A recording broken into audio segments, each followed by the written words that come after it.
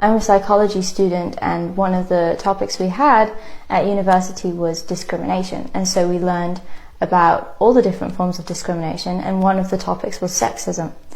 And one thing that I found really interesting that we learned was traditional sexism versus modern sexism. And traditional sexism is what you would think of as sexism, which is believing that women are not equal to men, and that women are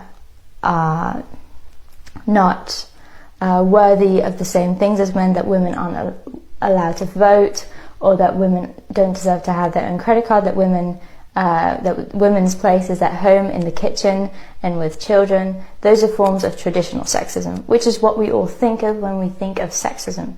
Now, modern sexism exists because traditional sexism is no longer tolerated in society. It's not seen as acceptable to have that point of view anymore. So you won't see that overtly being said as much, because it's no longer tolerated to be overtly sexist, which would be traditional sexism.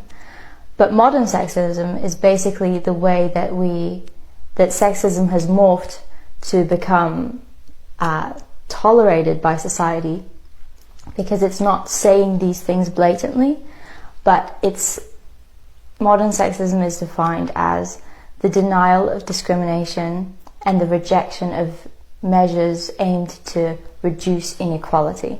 So if you've ever seen somebody say, or caught yourself saying, that sexism doesn't exist anymore, women are equal to men, women have equal rights to men, sexism is a thing of the past, women can vote now, sexism is not a current topic anymore. Or, so that would be denial of discrimination, so the first part of the definition of modern sexism. The second part, which is rejection of measures aimed to reduce inequality, would be if you've caught yourself saying or seen other people say things like, women are asking for more than they deserve nowadays, they want to be treated like gods, not like humans, this is discrimination against men, how much women are asking for nowadays, and stuff like that.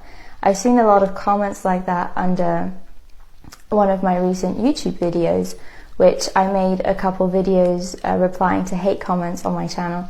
So check that out. I reply to those, and you can see those comments there as well. So to give you a little bit of a backstory, I've been seeing so much modern sexism, and the way I realized that is portrayed in what we expect of female pop stars versus male pop stars is we have so many expectations tied to female pop stars that we don't have tied to male pop stars. One of them being all female pop stars are supposed to have a vocal range like Mariah Carey. And the reason why Mariah Carey is that, I mean, there's many reasons why she's incredible, but one of the things that makes her unique is her 5-octave vocal range. But all female pop stars are now expected to have a 5-octave vocal range. And if they don't, we say they can't sing, they're not good enough, they don't deserve to be where they are, they're not a real singer. But have you ever heard anybody say about a male pop star like Harry Styles or like Bruno Mars? Have you ever heard anybody say about them they can't sing because they don't have a large enough vocal range? I've never heard anybody say that before. I've never seen anybody say that on the internet. I've never seen anybody say Harry Styles can't sing because his vocal range isn't large enough, he doesn't deserve to be where he is. I've never heard anybody say that before. And I have a couple other things that I noticed. For example, that female pop stars, but if you look at what we expect of female pop stars in performance, we expect them to do choreography, we expect them to have outfit changes, and we expect them to sing live. Now, the third expectation, we expect that of male pop stars too. What we don't expect of male pop stars is for them to do choreography and to have outfit changes and to have this whole big production behind them. Because if you've ever seen Harry Styles in concert, if you've seen, and this is nothing personally against Harry Styles, I'm using him as an example of a male pop star. You could say the same thing of a lot of other male pop stars, like The Weeknd, for example. But if you look at their shows, it's completely incomparable any other female pop star tour. But we expect that of a female pop star show. We expect choreography, we expect outfit changes, and we expect a big production to see that on stage. With male pop stars, with Harry Styles, for example, his most recent concert, it's basically just his band and him on stage singing songs, which is kind of what music is, right? And if you historically look back, and still to this day, at the biggest, like the rock bands and all of that, it's just a guy on stage with the band singing songs. There's no outfit changes, there's no choreography, and there's no big production. And people hail these shows as incredible. You would lose your minds telling everybody how terrible the show was, because there were no outfit changes, and there was no choreography, and there was no big production.